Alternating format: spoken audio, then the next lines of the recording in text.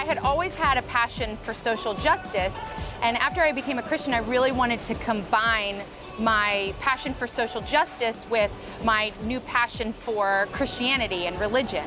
And in Washington, D.C., I found this truly unique ministry that mentored kids starting from when they were 6 years old and then follows them through graduation of high school. We look for the children that are most at risk, that are most at need for an advocate, and then we hand select 7 to 9 children and then follow them to make sure that not only do they graduate, but that they avoid teen pregnancy, that they stay out of the criminal justice system, and that they go on to a career or go on to college. On a weekly basis, I pick each of my children up from school on a different day, and we not only do life together, so that's homework and talking about family and talking about friends and talking about boys, but we also have a different activity that we do every week that's meant to enrich their lives in some capacity.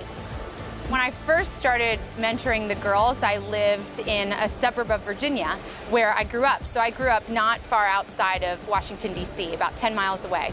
And I was living there because that's where my family was, and that's what I knew and what I was comfortable with.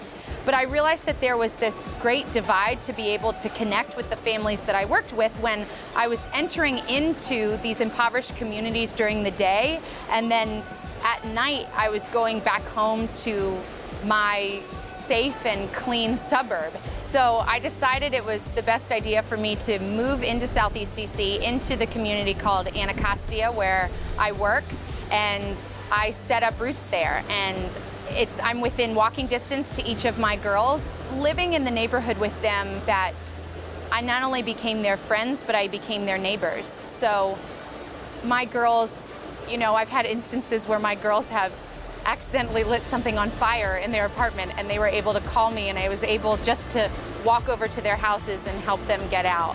I've had times when my kids have been locked out of their houses, and I've been able to take them into my home. So living there has made me what I believe is a true neighbor to people, the way that we're supposed to be neighbors. So I was able to invest in my kids all the more. I get to see them all the more, whether I like it or not. On a Saturday afternoon, I have kids that might be walking past my house on the way to the library. They just knock, want a snack and a glass of water, and so I'm able to invite them in. So it's just made me absolutely closer with them.